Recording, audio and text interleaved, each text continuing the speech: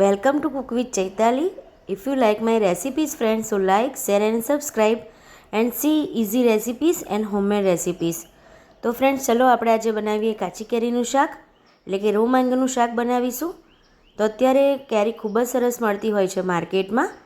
તો 5 જ મિનિટમાં આ શાક બની જતું હોય છે અને ખાવામાં તો એટલું ટેસ્ટી લાગે છે ફ્રેન્ડ્સ. જો ના બનાવી હોય ને તો આ કાચી કેરીનું શાક એક વખત જરૂરથી ટ્રાય કરજો. તો હું 2 કેરી લઈશ. અત્યારે હું 2 કેરીની જે સ્કીન આવે છે ને ઉપરની એ આપણે પહેલાં તો કાઢી લેવાની છે. તો હું પીલરની હેલ્પથી સ્કીનને કાઢી લઈશ.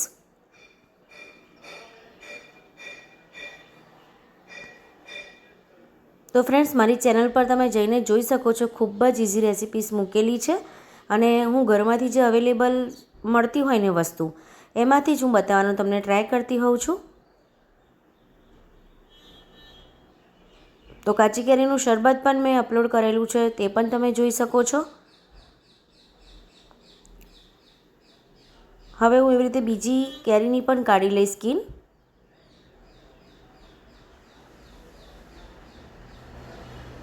તો મેં બંને કેરીની સ્કીન કાઢી લીધી છે, તમે જોઈ શકો છો. હવે આપણે કટ કરી લઈશું કેરીને. તો તમારે નાના મોટા જેવા પીસ કરવા હોય એવા કરવાના.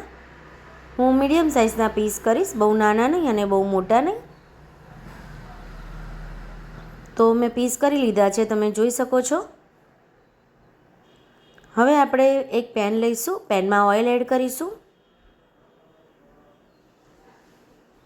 ઓઇલ હીટ થાય એટલે થોડીક રાઈ એડ કરીશું અને જીરું એડ કરીશું. આમાં છે ને જીરાનો ટેસ્ટ બહુ જ ફાઇન આવે છે, તો જીરું રાઈ કરતાં થોડું આગળ પડતું મૂકીશું. સાથે હિંગ થોડી એડ કરીશું અને કેરી પણ એડ કરી દઈશું.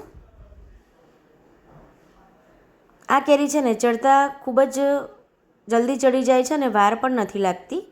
તો આપણે બાફીને પણ નથી કરવાની. તમે આ રીતે જ કાચી કેરી કૂક કરશો ને તો પણ ફટાફટ આ કૂક થઈ જાય છે અને બિલકુલ વાર નથી લાગતી. અત્યારે કેરીની સિઝન છે, માર્કેટમાં બહુ ફાઇન કેરી મળતી હોય છે. મીઠું એડ કરીશું અને ઢાંકી દઈશું. આપણે 2 મિનિટ માટે રાખીશું ઢાંકીને. તો 2 મિનિટ થઈ ગઈ છે, તમે જોઈ શકો છો. કેરી પણ આપણી ખૂબ જ સરસ એવી કૂક પણ થઈ ગઈ છે.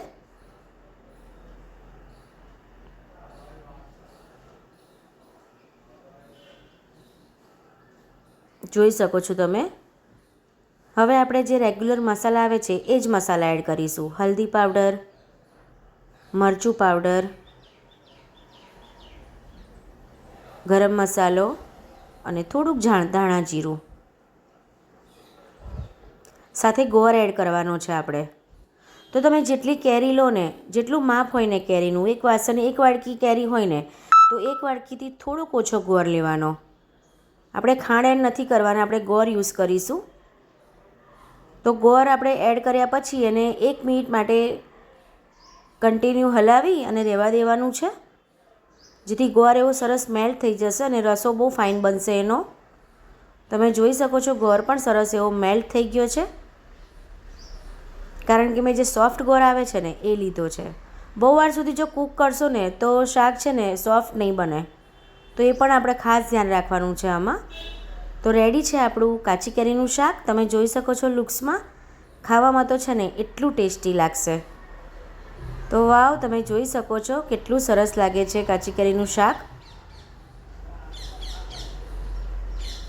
તો ફ્રેન્ડ્સ ના બનાવી હોય તો આ રીતે એક વખત જરૂરથી ટ્રાય કરજો. વાર પણ નથી લાગતી બિલકુલ. 5 જ મિનિટમાં આપણી આ કાચી કેરીનું શાક બનીને રેડી થશે. અને ફ્રેન્ડ્સ હા, મારી ચેનલને લાઇક, શેર અને સબસ્ક્રાઈબ જરૂરથી કરી લેજો. સાથે બાજુમાં રહેલું બેલ આઇકન બટન પણ પ્રેસ કરી લેજો, જેથી સૌથી પહેલાં નોટિફિકેશન તમને મળે. Thank you so much.